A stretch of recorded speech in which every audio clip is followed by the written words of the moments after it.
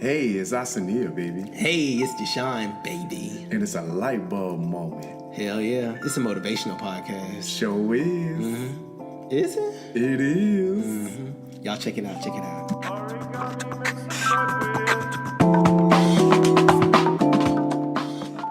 Hey, y'all. Welcome back. And today we're talking about the Master Key System by Charles Haanel.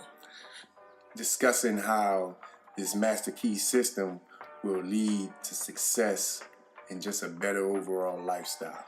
Right. And it's a lot in this book, so we're just going to kind of give you the introduction today, and we'll be like including this segment into all of our podcasts for like the next 24 weeks. Because it's a 24-week process Yeah. in order to fully attain and accomplish everything that this book is offering and master the system. So it'll just be easier to spread this out over.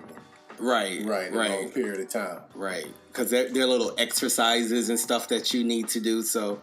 Right. Yeah. And so we'll keep you posted on the it's a weekly class. exercises. It's a class that you do not have to pay for. We're paying for it for you. Exactly. Giving it to you for free, baby. Right. All day. So what did you think of the book? What did you think of the book? It was good. The first few chapters that you've gotten into so far. It's good. As soon as I read it and started reading it, I was like, yeah, this isn't meant to be read all at once, because they say that at the beginning of the book. But I'm just like, I can read. You take that shit lightly. Right. Until you get to the end of chapter 1, and you like, see it's a test at the end, and he giving out little things for you to do: find a room, sit down, be quiet, stare at the wall and stuff. But I do feel like also, even if he didn't give out those exercises, it's a lot of information packed into a small book. Yes. So it's meant to take slowly. You can't rush through this book because it's so much stuff. Because not just rereading the book, you would probably have to reread a chapter after you finish that chapter to fully understand what that chapter was trying to give to you. Right. Because that first chapter was the mother. Yeah. It was the mother. Like, it wasn't like, you know how some like other books, they give you like little buffer sentences. It was just like hit after hit after hit after hit. So I was like, yeah, my head hurts trying to figure this out. So probably can't do this all at once. But I do feel like it's still an easy read. Like, they're not really saying anything that's, hard to understand, but it's still I don't know, man, because when they start talking about the within and the without, if you're not really understanding the within and just certain dynamics and certain words that they use, you need a dictionary. Yeah, but also I feel like I had it on Audible too, and now I'm speeding through it. True. That's the problem, really. But I feel like they aren't really saying too many things that's gonna make you stop. But to me, that's gonna make you stop, because this is different between a heavy read and like a hard read. You see what I'm saying? No, I don't. Clarify. I feel like it's easy to understand. It's just a lot of stuff. Right, but it's not like an emotional book that's going to have you overwhelmed. Or just a book where it's written in a way that makes it difficult to, to comprehend. True. So I think it's very, true. It's easy to comprehend. Kind of break down he breaks it down and stuff. It's just a lot of stuff. Yeah, it is. It's almost like an easy class. You can take an easy class. I don't mean you need to take the short version of the easy class. I remember in Georgia State, we used to have Maymesters. Mm-hmm. So basically, you could take a whole semester in like May. And we had like mini-mesters. So, you would have easy classes. It's a crash course. Exactly. But just because a class is easy doesn't mean it's meant to be taken in a mini-mester. Right. And that's how I feel about this too. It's an easy read, but that doesn't mean you need to be rushing through it. Because you're not going to get the full... Exactly. The full scope of what he's trying to do. Trying to say. Thank you for finding that word that was stuck on the tip of my tongue for me. I You appreciate it. Like he was holding out a note. Lord Jesus, give me this. I'm glad you said that. I want to give y'all a slight idea of what you're getting into and what you could potentially get from reading the Master Keys. This book will help you. Keys. You will learn the secrets that will allow you to completely eliminate fear and worry from your life. Unlock your hidden potential. Attract the kind of people and events into your life that will help you attain your dreams and goals. Learn how to think constructively.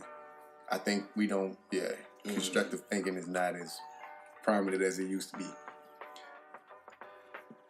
Magnetize yourself to good health, abundance, and your ideal environment. That's deep. Right. That's deep. Because most of us don't even realize we've been pulled into an environment that's not really healthy for us. Right. And we so used to being around it. All the time. Right. And until you like have peace or you find your peace within, right, you can't really notice what's going on without. You'll be able to notice when you're off-centered a bit, like, Well, right. You say you learn it when you off-centered? Right. I feel like you learn it when you're centered. When you off-centered is when you allow that stuff to come in. What I was saying is you learn, like, when you're off-centered. Because you're centered, you learn. You learn, exactly. Yeah. Okay, well, how you can feel yourself being like, wait a minute, something off. Something's off a little bit, right. Learn how to tackle the problems that creep into your life and eventually learn how to banish those problems altogether, which is definitely a skill that is needed in life. Develop millionaire mindset that will help you earn and accumulate more money. Okay, I feel like that's just a byproduct of you practicing good habits. Right. You know what I'm saying? So for me, I feel as if you take this information that's being given and actually practice it on a regular basis, money and everything else is just going to be a byproduct of your success and how much work you put into making yourself a better, more well-rounded person. Right. So, which is why I appreciate that last book, The Subtle Art. Yeah, the Subtle Art. Because that's making me look at what true balance is. Right. You can't only look at the light all the time. Exactly. And think that's going to be balance. Your yin and your yang. You got to look at which is funny because I nerded out about a week ago on Star Wars and the lore of the Jedi and the Sith. And I don't know how many people are familiar with the Jedi and the Sith, but the Jedi is the light and the Sith is the dark. And because we've been groomed to believe that the light is always the best. The best. Or the positive. Right. That the Sith have been downplayed. But the lore of the Jedi and the Sith is crazy because it's kind of like religion. You got like your Christian and your Catholic. Right. In the middle, it's all spiritual. Right. It all comes from some form of spirituality. Because religion is a byproduct of the spirituality. Right. And within that, you have the Jedi as one religion and the Sith is another religion. And in the middle, they all stem from the Force. Right. Now, the thing about the Jedi, even though it's the light, they're actually like pompous bureaucrats. Right. Who have come up with their own law to govern the universe. Right. I never thought about that. To police the universe under their rules and laws that they feel are right amongst the universe. And the Sith, they're judgmental. The Sith? No, the Jedi. Yeah, the Jedi. Right, very judgmental. They're judges. And the Sith are just true people who have come in touch with the Force and understand that there's two sides. So they were once in touch with the light, but to fully embrace the spectrum of the Force, you have to also be in touch with the dark, the evil, the craziness, the chaos, the anger, the emotion. Because Jedis don't deal in emotion. Oh. They don't. Their rule one is you can't love, you can't hate, you have to be indifferent to everything. Yeah, you can't love, you can't hate, you can't kill. Anything that has an emotional tie, you can't do that. That's really their thing? I'm not super into Star Wars. Yeah, I know, but when you think, but to use as an example, when you look at the lore of the Jedi and you thinking they're positive, but in actuality, they're not 100% in touch. They're numb. With the Force, they're numb. That's not good. And they focus off of complete logic. Oh, wow, you're making me really I almost want to watch Star Wars now. Yes. Yeah. And they always make the Sith look like the bad, but to fully embrace the Force and become one, you got to be good and bad. You have to experience both sides. Oh, that's deep. Right? That's deep. I like that. Like, oh my God, the Sith are not as bad as nothing. How were you when you saw this? I wasn't that. Okay, I was kind of stoned. It was the middle of the night, man. And I was YouTube searching, and it got real philosophical just looking at YouTube videos. I was like, oh shit. The mind is powerful. It's crazy how you... That was like some genius stuff that you just said. And I got that. And here's the irony, though. In my life, and I have a lot of nerd friends, and the way we operate is we connect ourselves to certain comic lore and certain characters and so on and so forth. And I have friends who are like, yo, in order to survive, you got to be Sith. You have to be Sith. Oh, so they understand. They understand the Sith. You have to be Sith in this world in order to truly survive and make it in this world. You got to be Sith. Right. And it seems like the Sith are cutthroats. No, they're just trying to survive, but they survive by their own means, and they in touch with every spectrum that will, everything that comes in their life, they take it on so they can survive. It's not just like, let me be like, and the universe is going to treat me right. Let me only focus on the good. Right. And the universe is going to treat me right. And that's why there was really no balance. Because in the Sith, you can only have 1 or 2 Sith at a time. Oh, okay. And Jedi had way too many Jedis. They were mass producing Jedis. It was like a crooked government that had the universe blinded to. I never knew Star Wars had all these meanings in it. It's like it's really a deep ass. Oh, I'm gonna talk to my brother now. You should holler at him about it. It's really because I always thought it was just long and boring. Right? When Star Wars came out, I was so young. Right. So I was just kind of just missed me. A lot of it missed me. I thought because you were young too. I was young too, and I just thought it was like, well, you got the Jedis, they're the good guys, and Sith are the bad guys. Just like this is long as shit. Because the real Lord, the Sith weren't the bad guy. The Empire was the bad guy. So the Empire was ran by a Sith Lord, but the Empire actually was just a whole nother group of people who want to take over the universe. Or you know what I'm saying? Control everything. It wasn't that the Sith were bad, it was just the regime that the Sith led were quote unquote. The Queen, what is she? The Queen? Mm-hmm. No, it's the Emperor. Palpatine. Same thing, he's Sith, but what is the Queen Amidala? What she is? Oh, she's just a character. Oh, she's just a character. She's just a character in the thing. That actually it showed that forced one of the main characters to cross over because he embraced this emotion. Like, you couldn't love, you couldn't have children. That's why that whole story, that's why that was crazy for them. Like, their love story. For Luke and Leia, their love story, and they had to get rid of their children for all that. But not to get off point, my friends used to say you had to be Sith, and I didn't understand why you had to be Sith. And when I read that, it was like you can't find true balance and peace until you embrace the light and the dark. And ironically, my body is tattooed in light and dark. Oh, really? Yes. My right side of my body is nothing but dark imagery. The left side of my body is nothing so but this light, works out really well imagery. for you because of your Gemini stuff, too. Yes. Mm-hmm. Yes. Mm-hmm. And I've always been a fan of embracing. I try to embrace both, but when I was younger, I only dwelled in darkness. Right. Because that's what I was surrounded with. Just nonstop negativity and just my brain was in a real dark space, which is why I appreciate these books that we're reading because a lot of us don't realize how strong our brain really is when manifesting stuff around us. Right. It does it on its own. It does it all on its own. Right. Subconsciously, you don't realize you're manifesting all your chaos. Oh, yeah. You're manifesting all this negative There's somebody shit up there recording everything. Everything. But then on top of that, how you handle that negativity when it comes to you is another big factor. Because, like the subtle art said, you have to be prepared for not difficulty, what's the word I'm looking for?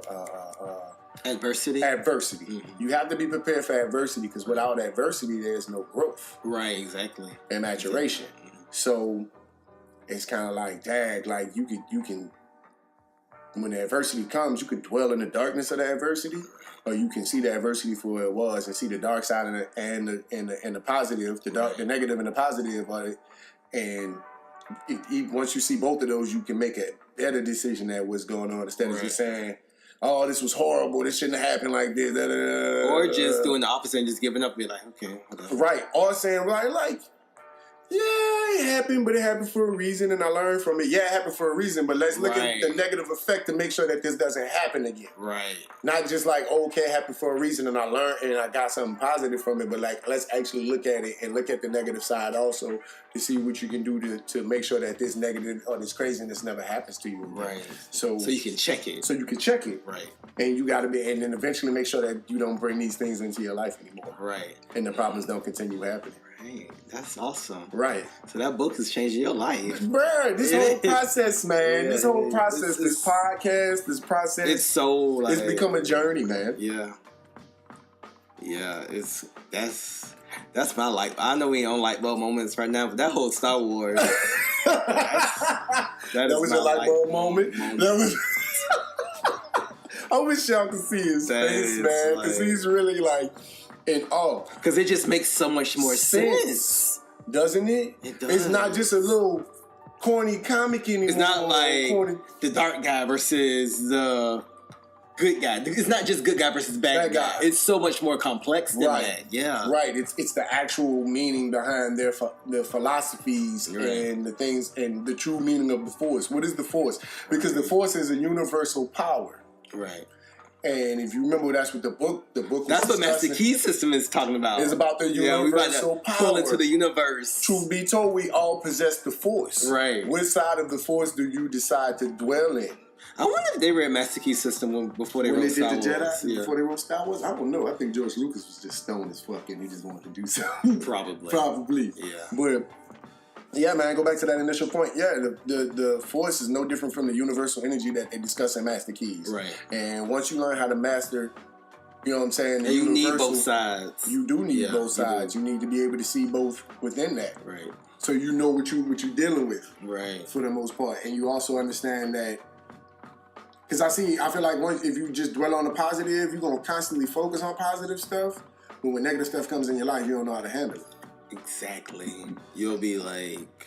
It's like a student who got nothing but A's all the way going in through college. And he got that F, he jumped off the building. He was fucked up. Like, he never dealt with that kind of adversity. I read something somewhere that said C students are... Did you tell me that?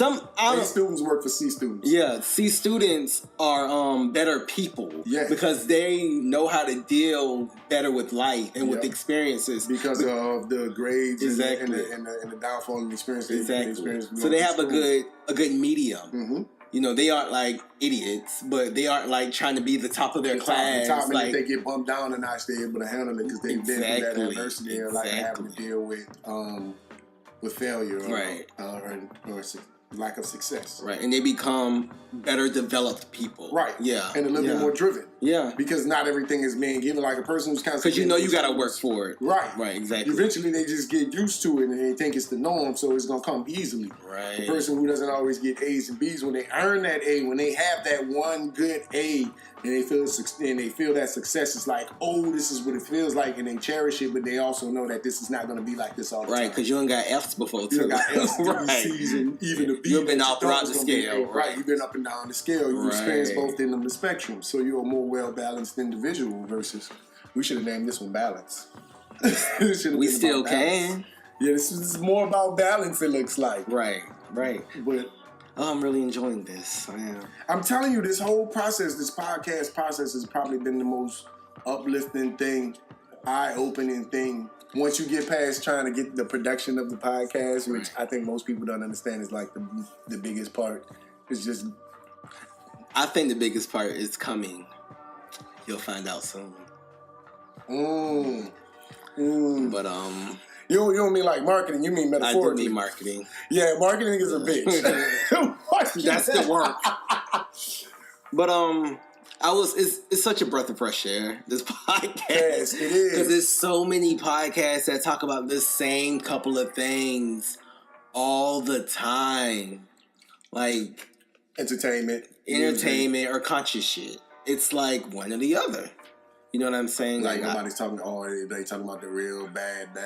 Nobody's trying to bring a positive middle ground to both. That, and I just feel like this is something that everybody could use, no matter who you are. Because with my entertainment podcast, you know, me and my friend, we like black entertainment. Right. We black, you know, so we probably not going to try it. Nobody who don't like urban entertainment. Well, I don't know, because urban entertainment is real big pop culture. True. I don't know either. Urban entertainment, because if I come across another white person who sounds black when they speak. But even with that, like, we may not attract, like, older people. True. You know, it's still, like, kind of a demographic. I mean, my cousin, we talk about conscious stuff, so that kind of... has its own little niche thing. So just to come here and be able to talk about this, it's like just motivational stuff.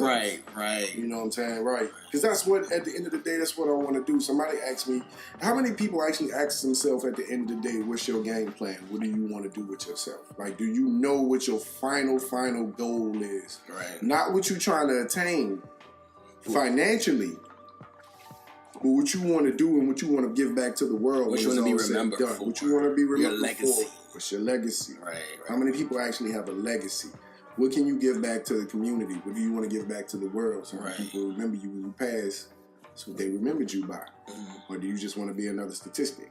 And that's, you start thinking about that when you get older and you start looking about at your own mortality and so on and so forth. You start thinking about like, damn. Like, what am I doing? Right. Like, why am I doing it? And then once you figure that out, then you set goals for yourself. Right. But if you don't know what your end game is, you're not going to set any goals to get you along that path. You're just going to because you're just kind of walking. You're just taking this ride. Right. So, do you wake up in the morning with purpose? You know what? I think not what you want to do for the day, right? But an overall purpose. And when I say you, I don't mean for everybody, right, for people listening. Right. But do we wake up in the morning? Because that's how I'm starting to look at life. Like, before I just woke up, rolled over, grabbed the doobie, and was going to do whatever I had set out for the day. Right. But now it's like, wake up, roll over, and what do you want to give out of the day? Like I said, one of my biggest things in my prayer is I ask to inspire. Oh, okay, that's what's up. I ask to inspire somebody, inspire me, and me inspire somebody else, and just uplift and be a positive influence to somebody, at least one person a day. Ooh, so since we both need bad and good, maybe you can be a negative influence to somebody and help them out in a way too. It's funny. Now it's making me want to like jump in the dark and like. But you said that, but I used my dark side to influence somebody the other day. It was a girl at Flying Biscuit, and I asked her how long she had been there. She was like, for 4 years. And I was like, why you look so miserable when you said that? And she was like, because I ain't really. This is not my plan, and this was. I didn't see myself being there for 4 years. And I was like, well, I got one for you better. I know where you're coming from. The restaurant I'm at, I've been there for 10. Ooh. And this was never my expectation. And she started smiling. Right. And I was like, I'm glad you could find joy and happiness within my misery. Right. I'm glad my misery can help you. Right. Even though I'm not miserable, but still, but the way the conversation was going, it was like, no, I didn't expect to be in my restaurant for 10 years. I've been there twice the amount of time you've been here. Literally. And that's something that I have to deal with. But I was able to like make her feel more comfortable about her situation and understand like this happens. Right. Like this may not be your plan, but you're here for a reason right now. So when I told my friend to cheat on his mate, is that me using my dark side? Because I felt like... Why do you feel like it was legitimate for him to cheat on his mate? Because I felt like he wanted to, and they not married. And you have to experience life to see what you really want, to see the person you really want to be with. So why not experience? So basically, you need to get that out your system right now to make sure this is where you actually need to be. Right. And so after reading the Sort of Art of Not Giving Up, I feel like that is not a bad idea. Because you have to be honest with yourself. Because we're not honest with ourselves all the time about what we really want. Because we feel like we're dedicated or we've given something to somebody else and we owe them that. Right. So I'm starting to learn sometimes it is kind of healthy to be selfish. Yeah. You have to take yourself into consideration before you make any of these moves or you do anything. You know what I'm saying? Especially when it comes to relationships. Right. Now, I'm not saying if you was just telling him to go out and cheat for the sake of cheating because he just was... No, I had a reason. I was like, if you really, really want to cheat and you say you're unhappy, like, y'all ain't married and...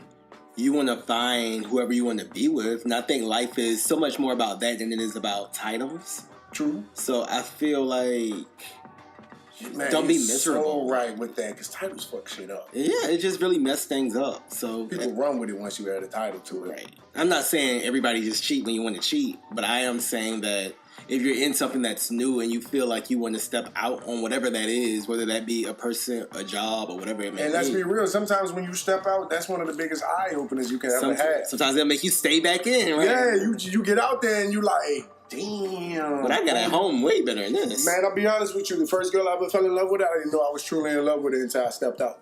Right.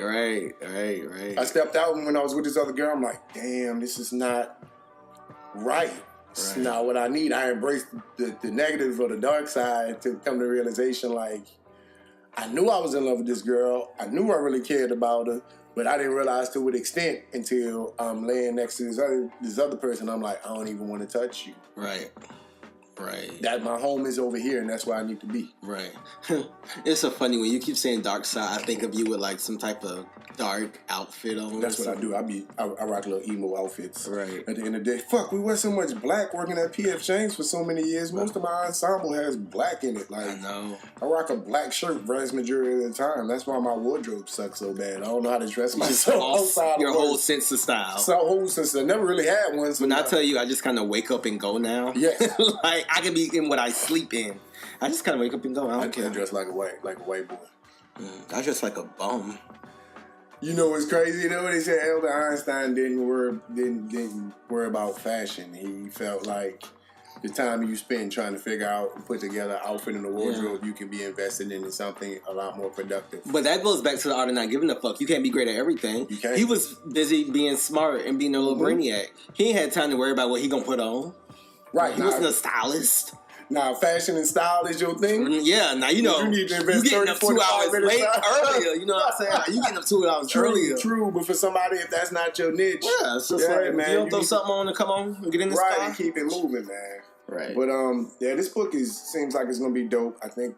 We're excited about it. I'm so excited. We're so excited to post to y'all, to show y'all what changes and what we've gotten over the next 24 weeks. Right. But we're going to be talking about it every week. Yeah. We're going to do like little segments every week. Right. So it's going to be cool. It is. I hope y'all enjoyed it, man. I hope y'all got something from this podcast today, man. This was a good one. This is a real good one. It was. Appreciate it. My Lite-Bulb moment. I got to talk about this again. That damn Star Wars breakdown.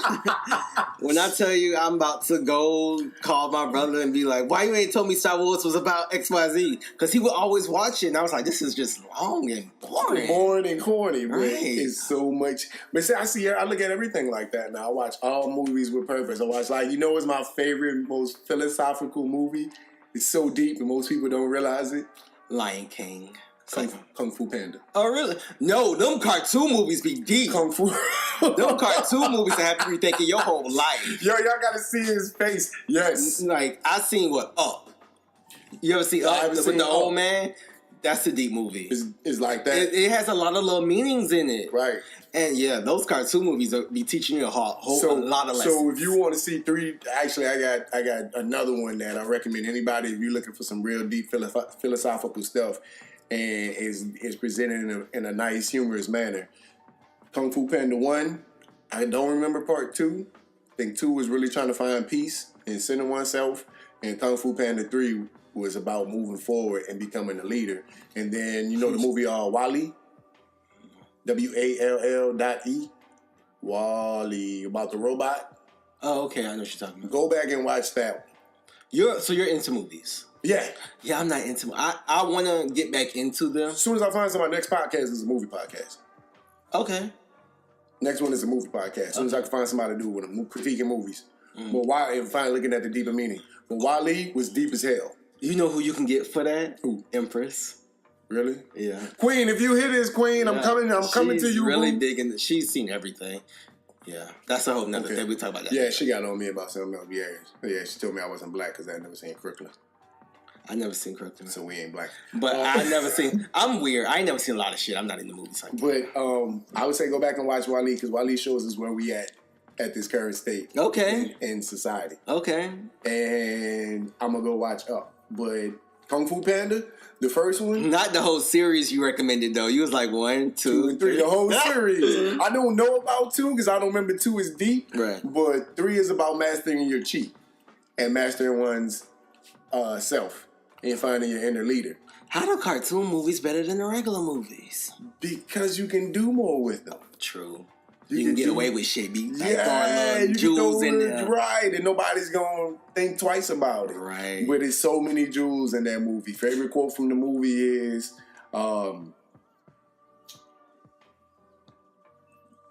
Yesterday is history. Tomorrow's a mystery. But today is a gift. That's why they call it the present. Okay. I've heard that before. Favorite quote in the movie. I think I might have heard it. That's from Kung Fu Panda.